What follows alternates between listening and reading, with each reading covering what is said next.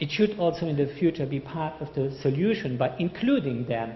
Because what we currently see in the description is the stereotype: the Muslims are the victims. Are they not also actors and agents? And the Buddhists are the perpetrators. This kind of black and white description is not very favorable to discuss any prospects for the future. So when I'm talking about Rohingya, I've been talking about them first of all as a political movement, because that's what I see what's going on after the First World War. And in the current situation, I'm not going back to the Mujahideen, is that in the way of looking for an identity, defining an identity, I first of all see that they've had a succession of militant organization that went on until today, that he's been definitely moving towards a moderate political discourse.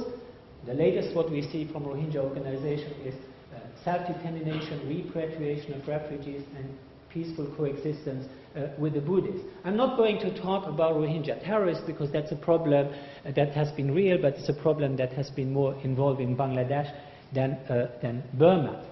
Now when we are looking, I'm not going through all this, calling back all Rohingya organizations that existed over the last years.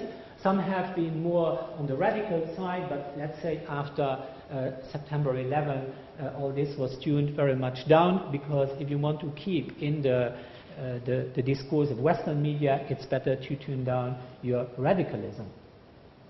The problem with discussing these issues is also about numbers, and I've been several times calling for better awareness now. How many are there? When we are looking, Rohingya said to be inside Myanmar, I'm looking here at numbers that are quoted, Rohingya said to be outside of Myanmar. There's such contradiction, there's such inconclusiveness in terms of numbers, and I think there would be a need to get to greater clarity. UNHCR in Burma now, it's always using the number 800,000.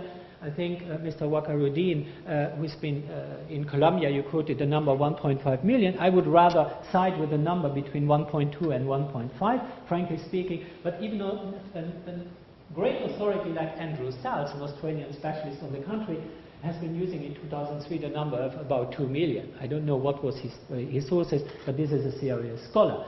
Now, talking about contradictions here, I mean, there would be some good reason, to investigate these issues a little bit more than simply going and quoting the numbers and never trying to discuss them.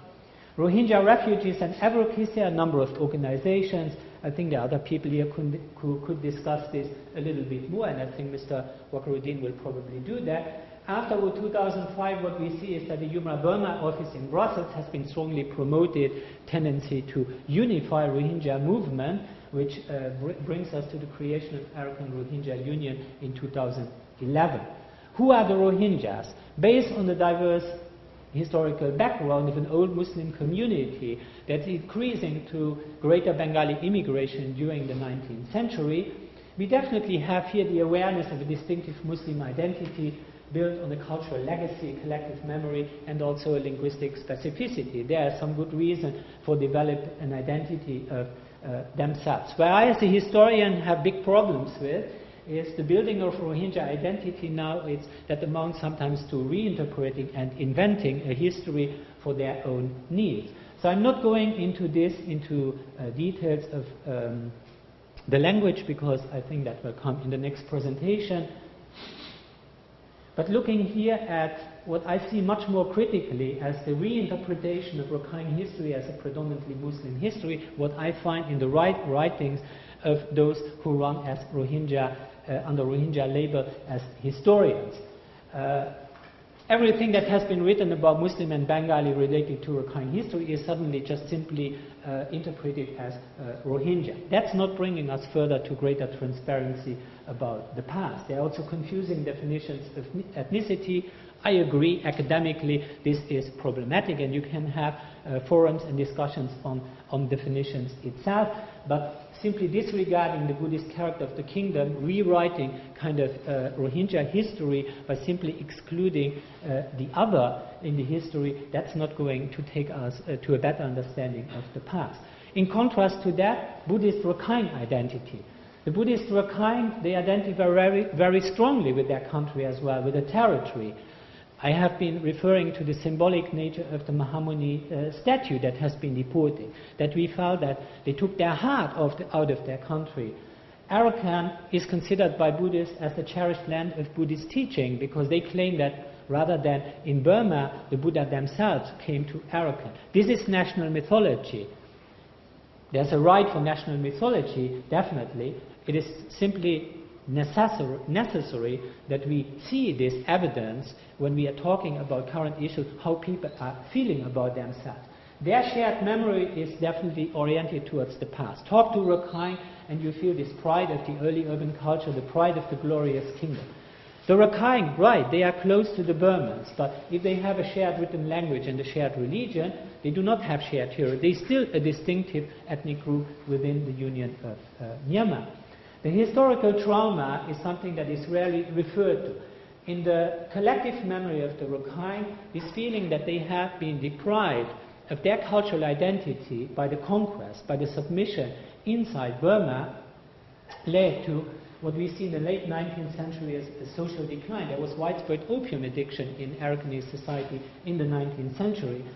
The Arakanese literature in the 19th century that I call here prophetic literature, it shows that there was a kind of feeling of that Rakhine was in a constant process of decline. And ultimately this failure to resist the displacement of the people inside due to this constant immigration is part of this feeling that led to this self-isolation, this mistrust, this xenophobia that is criticized today, often under simplified label of racism. Now, what I see here is then in this process of quest of identities, of saving your identities, a constant competition.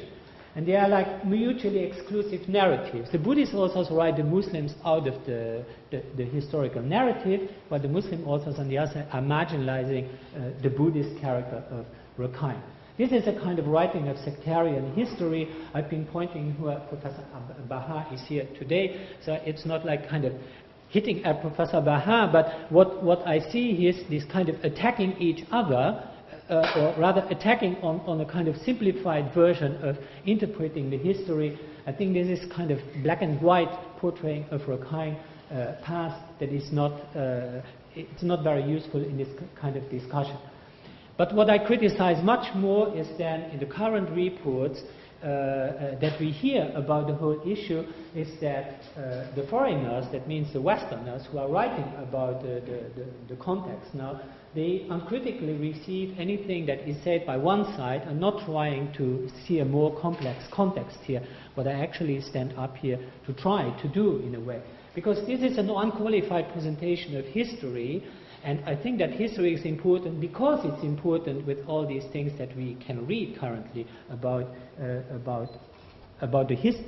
past and about the roots of these problems. I'm not going into some of these presentations here, but there are a lot of contradictions here, for example, about the ethnic roots. I take here a quotation from Habib Siddiqui, who talks about Rohingyas, saying they are neither Chittagonians nor are they Bengalis.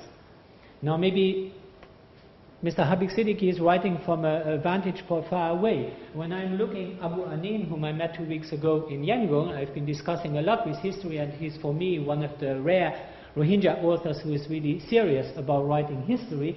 He says Rohingya are mixed race, where the culture of native Bengali has a major influence, much more close to what historians would probably get to. So I think I'm much over my time already, and I should conclude here and not getting into perspectives and other subjects. Thank you very much.